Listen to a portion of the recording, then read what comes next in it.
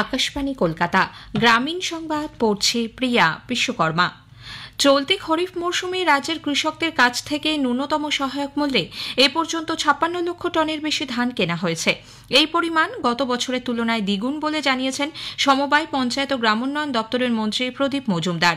তিনি বলেন, সমবায় সমিতিগুলির সহায়তায় সরকার কৃষকদের কাছ থেকে এখন সরাসরি ধান কিনছে। মাত্র ৭২ ঘণ্টার মধ্যে কৃষকদের অ্যাকাউন্টে টাকা পৌঁছে যাচ্ছে। এছাড়াও স্বনির্ভর গোষ্ঠীগুলির সাহায্যে প্রান্তিক কৃষক এমনকি মহিলারাও এই প্রক্রিয়ায় অংশ নিতে পারছেন বলে প্রদীপবাবু জানিয়েছেন। পরিবেশ দূষণ কমানো ও প্লাস্টিক বর্জ্য পুনর্ব্যবহারের লক্ষ্যে রাজ্যের পঞ্চায়েত ও গ্রামোন্নয়ন দপ্তর গ্রামীণ রাস্তা নির্মাণে প্লাস্টিক বেশি করে কাজে লাগানোর সিদ্ধান্ত নিয়েছে। পঞ্চায়েত মন্ত্রী প্রদীপ মজুমদার জানান, ইতোমধ্যেই ৭০০ কিলোমিটার গ্রামীণ রাস্তা প্লাস্টিক বর্জ্য ব্যবহার করে তৈরি হয়েছে। স্কুলের সঙ্গে যুক্ত রাস্তাগুলিকে এই কাজে বিশেষ গুরুত্ব দেওয়া হচ্ছে। প্লাস্টিক বর্জ্যকে সঠিকভাবে বাছাই করে ব্যবহার করলে তা যে মূল্যবান সম্পদে রূপান্তরিত হতে পারে, পড়ুয়াদের মধ্যে সেই বার্তা পৌঁছে দেওয়া এই উদ্যোগের লক্ষ্য। জাতীয় স্বাস্থ্য মিশন প্রকল্পের কাজ চালিয়ে যেতে রাজ্য সরকার ঋণ নিতে উদ্যোগী হয়েছে। স্বাস্থ্য দপ্তর জানিয়েছে, আশাকর্মীদের ভাতা, গর্ভবতী মহিলাদের জন্য অ্যাম্বুলেন্স, স্বাস্থ্য কেন্দ্রগুলির পরিকাঠামোর উন্নয়নে এই প্রকল্পে প্রতি বছর রাজ্যে প্রায় ২,০০০ কোটি টাকা খরচ হয়।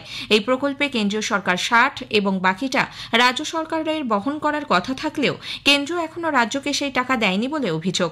দ্রুত তা মিটিয়ে দেওয়ার আবেদন জানিয়ে রাজ্যের তরফে স্বাস্থ্যমন্ত্রককে ইতোমধ্যে চিঠিও দেওয়া হয়েছে। সক্রিয় মৌসুমী অক্ষরেখা এবং বাংলাদেশের মধ্যভাগে তৈরি ঘূর্ণাবর্তের কারণে রাজ্যের বেশ কিছু জেলায় বিক্ষিপ্তভাবে ভারী বৃষ্টির সম্ভাবনা। উত্তরবঙ্গের দার্জিলিং, জলপাইগুড়ি, কালিম্পং এবং আলিপুরদুয়ারে রয়েছে কমলা সতর্কতা। অন্যদিকে মালদা, উত্তর ও দক্ষিণ দিনাজপুরে বিক্ষিপ্তভাবে বজ্রবিদ্যুৎ সহ বৃষ্টি হতে পারে। এদিকে দক্ষিণবঙ্গের বাঁকুড়া, পূর্ব বর্ধমান, হুগলি, উত্তর ও দক্ষিণ ২৪ পরগনা এবং নদিয়া জেলায় আজ ভারী বৃষ্টির পূর্বাভাস দিয়েছে আলিপুর আবহাওয়া দপ্তর। টানা বৃষ্টিতে মুর্শিদাবাদের লালবাগ মহকুমায় বিভিন্ন এলাকায় গাঁদা ফুলের জমিতে জল জমে গাছের গোড়ায় পচন দেখা দিয়েছে। গাছ শুকিয়ে যাওয়ার পাশাপাশি কালো হতে শুরু করেছে ফুল এবং কুঁড়ি। ২-১ দিনের মধ্যে জমি থেকে জল না নামলে কয়েকশো বিঘা জমির ফুল গাছ নষ্ট হয়ে যাওয়ার আশঙ্কা করছে ফুল চাষিরা।